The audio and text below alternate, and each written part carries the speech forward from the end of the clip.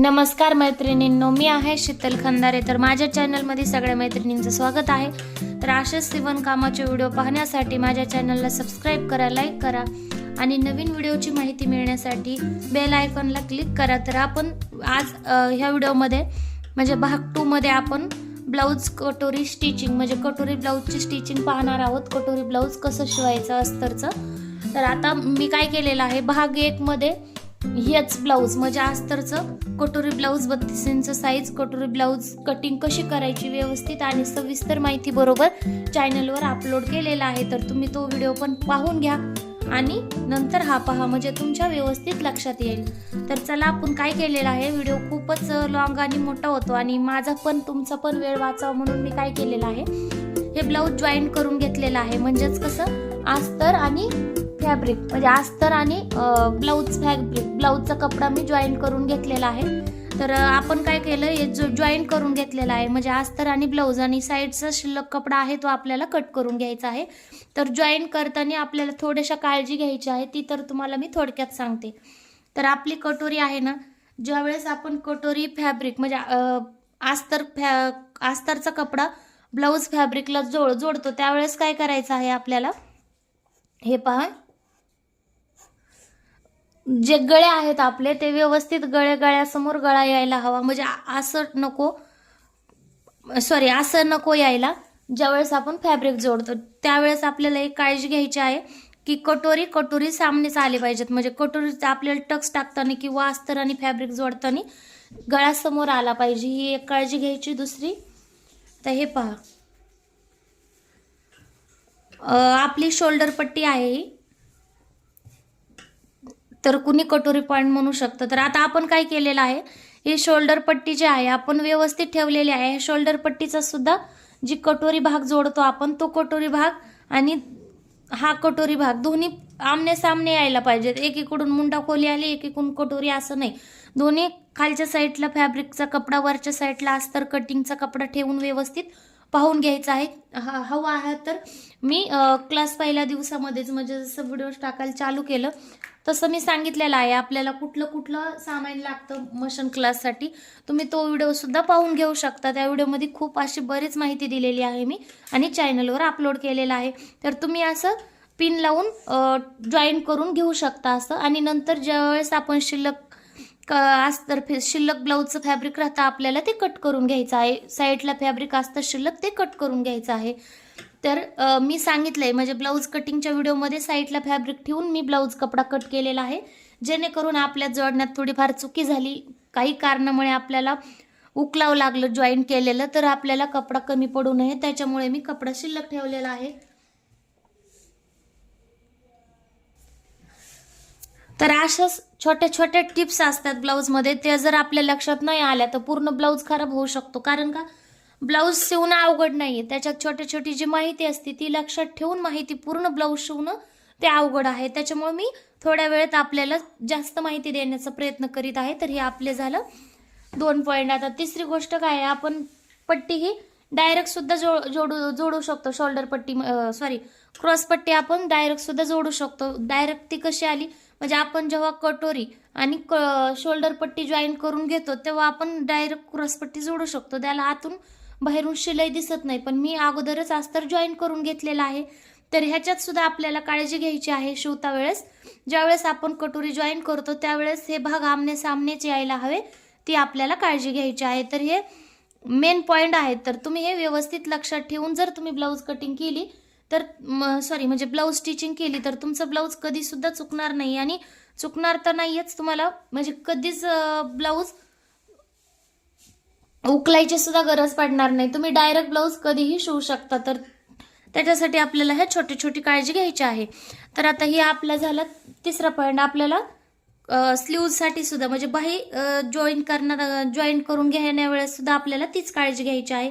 तर तुम्ही हे पाहू शकता, आपली बाही म्हणजे आपली बाहीचा खोल आणि उत्तळ भाग व्हायला नको. म्हणजे जे आपला एक खोलगट भाग असतो फ्रंटचा, म्हणजे फ्रंटला आपण खोलगट स्लीव जोडतो आणि बॅक साईडला आपण काय करतो, उत्तळ स्लीव जोडतो.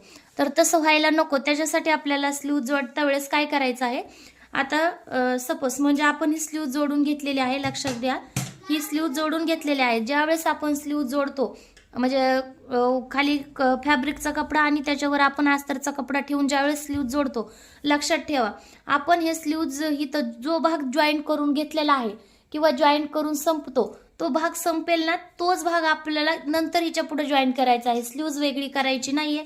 ती कशी पहा, आता आपण ज्यावेळेस स्लीव्ज कटिंग केलेली असते त्यावेळेस आपण हे बरोबर भाग ठेवलेले असतात, कारण का कट बरोबरच करतो. तर आपण ज्यावेळेस उकलतो त्यावेळेस काय करायचं आहे, हा भाग इकडे घ्यायचा आहे आणि ह्या दोन भागामध्ये काय करायचं आहे, आपल्याला अंतर नाही आणायचंय. हे आणि हा भाग हे जेव्हा जॉईंट संपतो, जॉईंट करून संपतो त्यावेळेस आपल्याला हा भाग जॉईंट करायचा आहे. म्हणजे दोन भाग आमने सामने आले तर आपोआप म्हणजे व्यवस्थितच ही स्लीव्ज वेगवेगळी होते, दोन्ही एका मुंड्यातल्या स्लीव्ज होत नाही. तर हे एक महत्त्वाचं गोष्ट आहे. हे जर सगळं तुम्हाला सांगता वेळेस नंतर व्हिडिओमध्ये स्टिचिंग केली असते मी, म्हणजे फॅब्रिक आणि अस्तर, तर खूप आपला वेळ गेला असता. तर ही बेसिक माहिती आहे आणि खूप इम्पॉर्टंट आहे. तर ही माहिती तुम्ही लक्षात ठेवा, नंतर तुम्हाला ब्लाऊज शिवायला कधीच प्रॉब्लेम येणार नाही. आणि बॅक साईडचं जर आपल्याला पलटी मारायची असेल, पलटी म्हणजे कसं आहे, जर लेसची डिझाईन बनवायची असेल आपल्याला ब्लाऊजला किंवा लेस लावायची असेल, पायपिंग नसेल लावायची, तर आपण ब्लाऊजला पलटी मारून घेतो. ती कशी पलटी मारायची आहे तुम्ही पाहू शकता. आपण काय करायचं आहे, अस्तर ठेवायचं, त्याच्यावर फॅब्रिक उलट्या बाजूला ठेवायचं आहे. ही सवासी बाजू आहे, पण ज्यावेळेस आपण उलट्या बाजूला फॅब्रिक ठेवतो आणि जॉईंट करून घेतो, थोडेसे कट द्यायचे आहेत. गोलाकार असेल तर आपल्याला इथपासून थोडे अर्धा इंचावर कट देऊन मग फॅब्रिक पलटी मारायचं आहे. ज्यावेळेस आपण फॅब्रिक पलटी मारतो त्यावेळेस काय होतं, फॅब्रिक पलटी मारलं तर आपलं बरोबर फॅब्रिक म्हणजे जे सुईचं बरोबर आहे ते वरच्या साईडला येतं आणि उलटी बाजू आपण जे वरच्या साईडला ठेवली होती ती बॅक साईडला म्हणजे पाठीमागच्या साईडला जाते. तर आता आपल्याला काय करायचं आहे, पलटी मारून पूर्ण जॉईंट करून घ्यायचं आहे. याच्यावर एक दाबटीप ठेवायची आहे आणि हे बाकीचं पूर्ण जॉईंट म्हणजे पूर्ण जे आपलं फॅब्रिक खुलं आहे, दाबटीप गळ्यावर मारल्यावर जे साईडला फॅब्रिक राहतं आपल्याला ते पूर्ण जॉईंट करून घ्यायचं आहे. तर आणखीन एक गोष्ट, आता आपल्याला काय करायचं आहे, त्याचं सेंटर काढायचं आहे. सेंटर काढून आपल्याला 2 टक्स मारून घ्यायचे आहेत. ते टक्स कसे मारायचे, शोल्डरचं सेंटर म्हणजे जे आपलं बॅक साईडचं शोल्डर असतं आपल्याला त्याचं सेंटर धरायचं आहे. त्याचं सेंटर धरून आपल्याला एकदम व्यवस्थित असं करून घ्यायचं आहे. ओके, टक्स मारायची एक सोपी पद्धत आहे ही आणि त्याच्यावर आपल्याला टक्स मारायचा आहे. तर ह्याला मी टक्स मारून घेतलेला आहे. ॲक्च्युली माझ्या लक्षात नव्हतं म्हणजे व्हिडिओ बनवायचा आहे ते, तर मी ह्याच्यावर टक्स मारून घेते. हे पहा असं. आणि हा टक्सचं माप कसं टाकायचं आपल्याला, तर टक्स माप कसं टाकणार आपण, जर विदाऊट टक्स म्हणजे विदाऊट टक्स थोडक्यात जे बिना क्रॉसपट्टीचं ब्लाऊज असतं, विदाऊट क्रॉसपट्टी, तर त्याच मापाने म्हणजे जेव्हा आपण टक्स घेतो कप्स बसवायला किंवा ज्या ब्लाऊजला क्रॉसपट्टी नसती त्या ब्लाऊजला जो टक्स घेतो आपण तोच हा आपल्याला इथं टक्स टाकायचा आहे. ते कसं पहा, आपण अशा क्रॉसपट्टी बसवतो, क्रॉसमध्ये ही आपली क्रॉसपट्टी आहे आणि फ्रंटला ज्यावेळेस आपण क्रॉसपट्टी बसवतो त्यावेळेस एवढा टक्स वरी येतो. तुमचा 2.25चा असेल किंवा 2.5च्या वरी 4 टक्स ब्लाऊजला टक्स येत नाही. तर हे दोन्ही मिळून आपल्याला 4.5 इंच टक्स घ्यायचा आहे आपल्याला. म्हणजे तुमचा हाईटनुसार टक्स बदलू सुद्धा शकतो, तसं काही नाही. पण आपल्याला जे आपण फ्रंटला क्रॉसपट्टी सकट टक्स घेतो तेवढाच आपल्याला बॅक साईडला टक्स घ्यायचा आहे, कंपल्सरी आहे.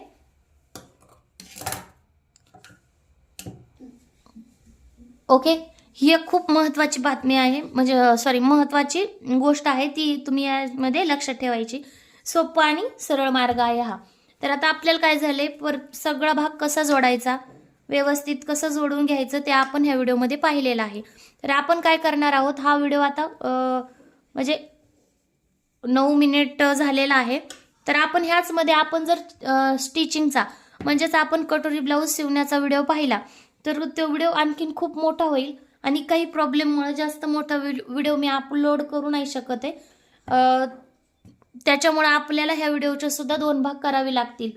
तर सॉरी, पण मी ह्याचा आणखीन एक दुसरा भाग करणार आहे, म्हणजे तिसरा भाग. आपण पहिल्या भागात काय दाखवलं, अस्तरवर कटोरी ब्लाऊज कटिंग 32 इंच कशी करायची तंतोतंत पूर्ण टिप्स बरोबर. आता दुसऱ्या भागात काय दाखवलं आपण, ब्लाऊज भाग पार्ट जोडून कसे घ्यायचे. तर व्यवस्थित व्हिडिओ पळवला वगैरे तर व्हिडिओ हाफ होऊ शकतो, पण त्यांनी काही अर्थ नाही. व्हिडिओ जर पळवला तर तुमच्या पण लक्षात येत नाही आणि मला सुद्धा सांगितल्यावानी वाटत नाही, त्याच्यामुळं मी व्हिडिओ पळवत नाहीये. तर व्हिडिओ पूर्ण बघा तुम्ही आणि प्रत्येक म्हणजे जी माहिती असते ती प्रत्येक माहिती पूर्ण घ्यायची असते. अर्धी नॉलेज कुठल्याच कामाला येत नाही. तर तुम्ही काय करा, स्टिचिंगचा सुद्धा व्हिडिओ पूर्ण पहा. मग त्यावेळी तुम्हाला पूर्ण व्हिडिओ 3 व्हिडिओ पाहिल्यानंतर पूर्ण ब्लाऊज रेडीचे माहिती मिळेल आणि तुम्हाला सुद्धा पाहिल्यावाने वाटेल. कारण का एकाच व्हिडिओमध्ये कटिंग स्टिचिंग माहिती जर मी दिली एकाच व्हिडिओमध्ये तर ते तुम्हाला सुद्धा शिकता येणार नाही आणि मला सुद्धा प्रॉब्लेम होतो मोठा व्हिडिओ अपलोड करायला. इथं नेटचा प्रॉब्लेम असतो त्याच्यामुळे. तर ते आपण काय करू आता, स्टिचिंगचा तिसऱ्या भागामध्ये टीचिंगचा सुद्धा व्हिडिओ बघू. तर पूर्ण व्हिडिओ बघितल्याबद्दल धन्यवाद. असाच मला सपोर्ट करा. माझ्या चॅनलला सबस्क्राईब करा, लाईक करा आणि नवीन व्हिडिओ पाहण्यासाठी बेल आयकॉनला क्लिक करा.